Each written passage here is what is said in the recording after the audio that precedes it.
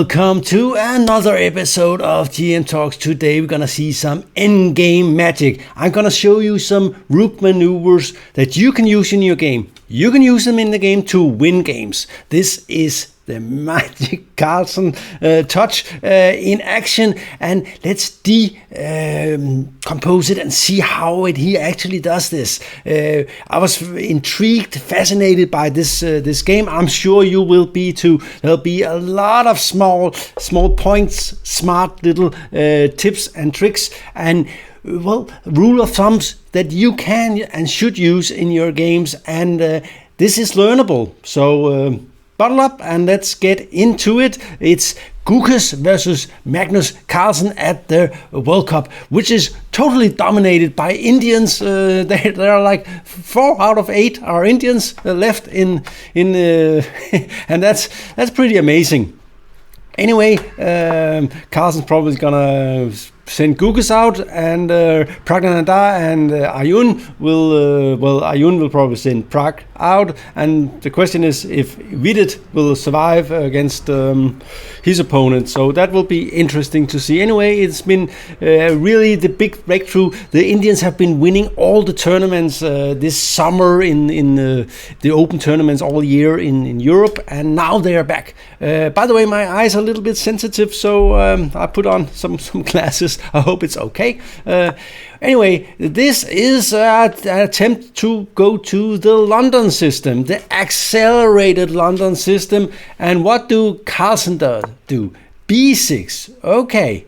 What is the point of B6? Well, I think it's Black is not deciding if he's going to play with G6 or with E6. And for instance, on this move, he might actually try to annoy White by this move, making the development here more difficult. So that's probably the trick. But Gukesh easily switches to sort of a Verosov setup, and we'll have a weird position. Bishop B7 preventing E4. For instance, to play D5 here looks wrong. It definitely looks wrong, and probably Knight B5 is already annoying. But it does not feel right to play D5 here when you play B6. But you don't want to allow E4. Just like, for instance, some like this looks also like that White is better here, even though it's probably busted open. So Bishop B7, of course, and F3. So White insists on going E4. Black could play D5 here. It still looks weird to put the bishop here and then block it, but it's probably a good move. E6 and E4. And I think White is, of course, better here, for sure. This must be better for White, and now Black plays a weird move that shows that Carlsen, well, he's not afraid of Gukesh, not yet at least. Even though Gukesh is up he's number 7 in the world now, it's clear that Carlsen still think he's just a kid. So he plays A6. Take away the square here, so there will be no Knight B5. Natural move like C5, Knight B5 is probably already a total disaster. So it's probably necessary to be a little bit precautious. Queen D2. White is simply preparing to castle queenside, then launch the pawns, maybe smash in the center, and it looks nice for White. It does. D5. Okay, so we are okay with the French where the bishop is weird here, and White will have some problems reorganizing quickly. After something like this here, Black has gotten this one taken away. The bishop here is a little bit weird, but the F3 and bishop F4 is also a little weird, and C5 is coming. So that's probably a nice French for Black. No problems at all. I'm sure people who like the French will also like this position, without a doubt. By the way, people who play the French, they have a tendency to get sort of French structure from all kinds of openings. They just feel it's good for black. I always felt it was bad, but it's when you're a French player, you feel it's good. Anyway, castle. Okay, so white is getting ready to gambit a pawn here, but taking it looks really dangerous. You just speed up white's development and so on, and Carlsen does not like to do things like that. So bishop b4 makes sense, pinning the knight, still hoping for some sort of French. After, for instance, say something like this here, and maybe a3, I think black will just go back and say, okay, I got c5 coming. I got my play on the queen side, and it will take a long time for you to get to my king. So I'm happy here.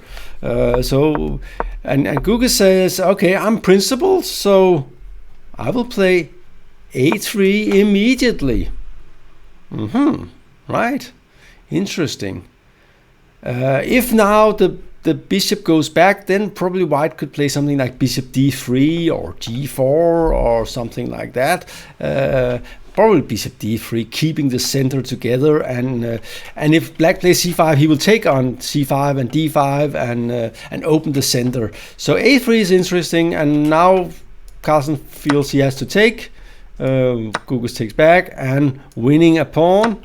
But we see that it could be dangerous, and Gukesh immediately strikes with d5. So we have a very interesting position here. I'm not sure Carlsen was too happy here. We have opened. We opened here. We opened here, and we have this one coming here.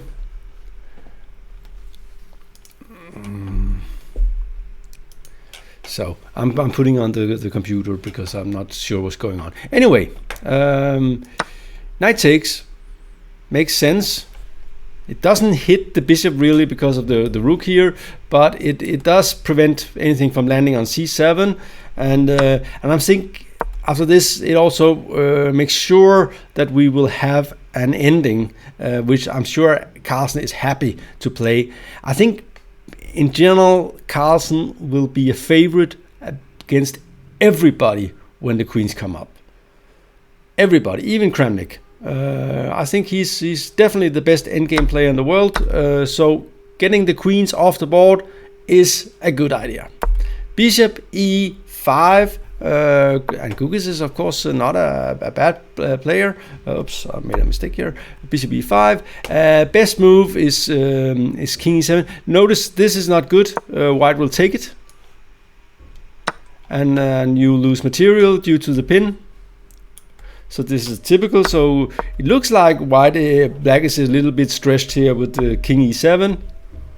And bishop takes c7, and still white does have some compensation, but it's apparently equal. Here I was a little bit surprised that Gukesh just went back. I would find that giving a check here makes more sense, because after the check here, the king will have to go back somewhere. Probably e8, and then the rooks are no longer connected, which is usually a problem, even though the bishop is not very well placed on d6, especially because you don't want to take back on f3 with the pawn, so the knight will come here and hit it with sort of and you don't want to exchange that. Anyway, he didn't do that.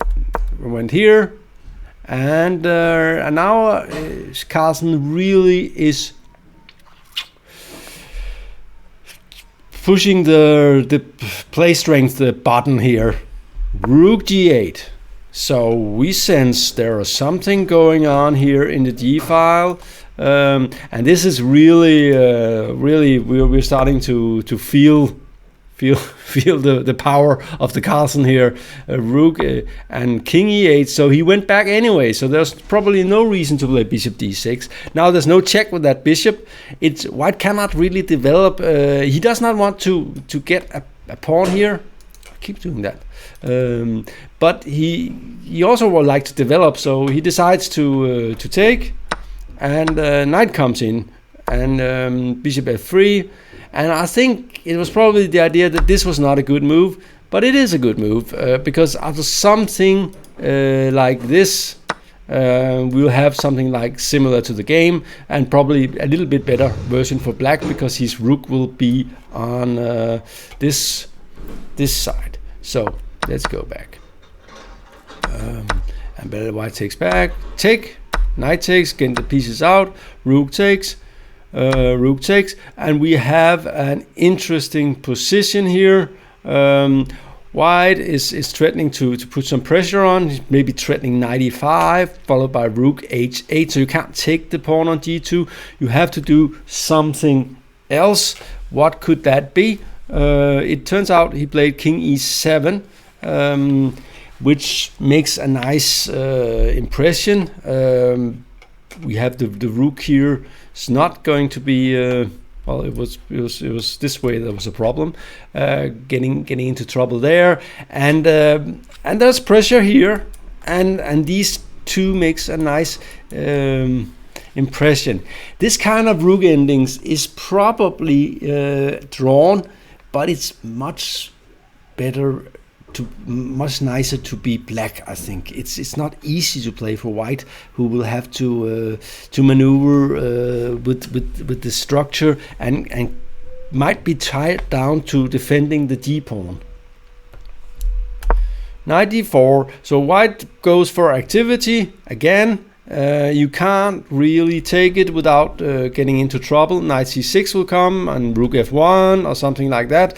So you really need to be careful here. Rook to g8 might be okay. It's not completely clear. White will give a check. You'll have to go to e8. He'll try to switch the other rook to the queen side. I'm not sure how that goes. He played knight e5. That seems natural, taking away this square and defending this pawn, and once again threaten this pawn. And of course black is slightly better here, but you still think player with 27 44 or 2760 something will defend this with white, but it's not so easy. Okay, so we're going for the rook ending. Rook here, and you can't move the knight because the rook takes e6. There is a pin here, and of course you could play king f6, but this is maybe better. And natural move is to take and take. So we have a double rook endgame game here. White has 3 pawns on the queen side versus 2, and black has 2 pawns versus 1 on the king side / center. But there's one thing, that is this pawn is a pass pawn. So black already has a pass pawn, which is usually an advantage. I would say this should be a clear draw, but it's not easy. And especially not easy against a player like Carlsen, who will really show his skill here. So, okay, we start rook e2, natural move, defending the pawn, getting out of the way, not letting anything go forward. Rook 88, also a natural move, threatening mate in 1. c3, again natural move, giving the king some air, and threatening the rook. And here is where Carlsen starts to play really well. So rook f4. And most of us would probably think it would be more natural to put it here, but he needs to shield this one from attacks from this way, so he defends it already. So it's a nice prophylactic move. So at the moment, white is not doing anything, and while black is more sort of active. One of the things black is of course hoping to do is to get the rook into the d file, put some more pressure on, and so on, and maybe at some point advance in the center. You do that when you have control. This is an important point. When you have control, you start advancing in the center. Before that, you don't do it. King c2, natural move, rook g8. We don't need the d file for anything. At the moment, white's rook are not working together, and this might be a little bit not the best. I'm not sure. It feels wrong, and as it turns out in the game, it goes wrong. The problem is that Carlsen obviously believes it's wrong because he plays b5, and the thing is, if we can stifle these pawns so they will not go anywhere, then the 3 versus 2 is worthless, useless, and we have a 2 versus 1 on the king side that is probably winning. So already it looks a little bit spooky, but it's nothing special. And this is natural, putting the attack on the g file. This move is also natural, and rook here, very natural move. This is need to be done, threatening to take the pawn. Something like this looks way too passive, and why black will start to advance with f5, king f6, and so on. You might play rook g3 first, I don't know, but f5 is definitely on the cards, and it suddenly you will not be able to be active because this one will be having a lot of speed going forward. So rook, but also it makes some sense to exchange the rook. The problem here is that c4 runs into rook g3. And this is something where you don't want to go back because then you lost the pawn. So you have to accept something like this, and black is way ahead in the red. But these pawns are now getting much quicker. So this is not so clear after for instance a4, and this might still be a draw. But this is the kind of thing you should look for, because you need to become active. This is definitely necessary. Okay, so a4 is a natural move. f5, very, very natural move. Take, and this is actually the crucial point of the game where Gukesh finally more or less loses. This rook ending, it feels like it should be drawn. They got 3 pawns versus 3 pawns. The thing is, if these guys here are not being activated, then you're dead. Then black is winning, and the e pawn will simply be too strong. It will be accompanied by the king. So rook a2, big mistake, I think. You have to go c4 here, creating a pass pawn. Black's point was this. This is a typical rook maneuver. Giving a check, clearing this one, and making this one hard. But here white will sacrifice the pawn. You will take, of course, and white will take back, and here. But this is not so easy. These pawns are not. This pawn is very strong now, and white is very active with both the king and the rook. I think the computer likes this move, just to and then start pushing the b pawn, making sure that you will be able to attack something along the way, and black will have problems stopping the b pawn, and will probably lose first the e pawn and then the f pawn. So this is probably drawn. I'm sure Carlsen might still win something like this, but it's not really easy. He didn't do that.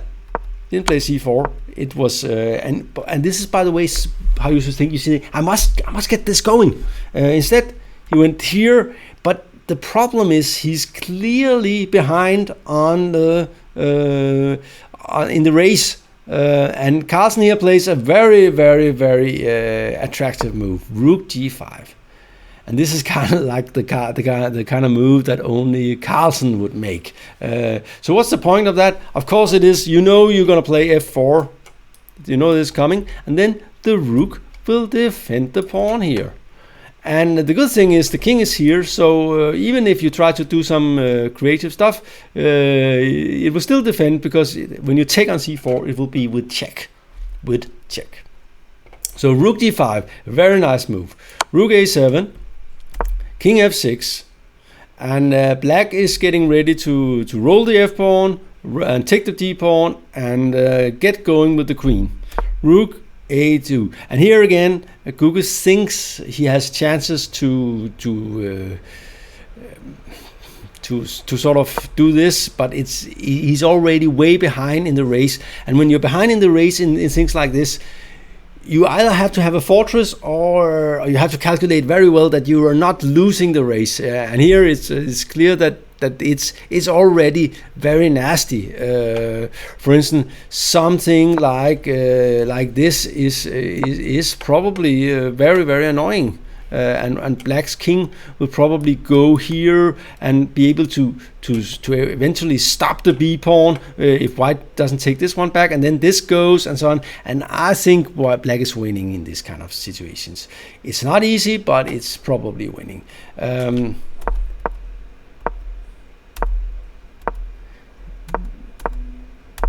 King e5, and here Black probably realized that this is really not nice. c4 is not materializing.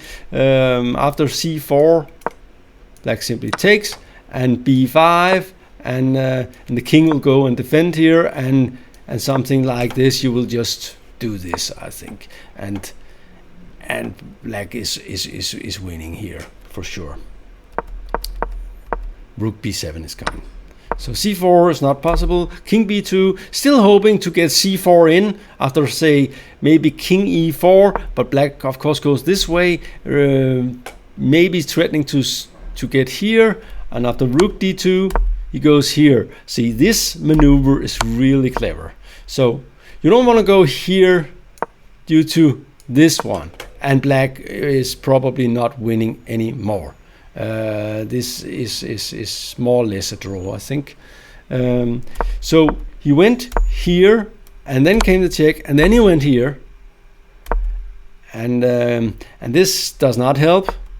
And e4 coming, and of course the queen wins here, and White is now totally behind in the race, will never catch up. The b pawn will not be dangerous.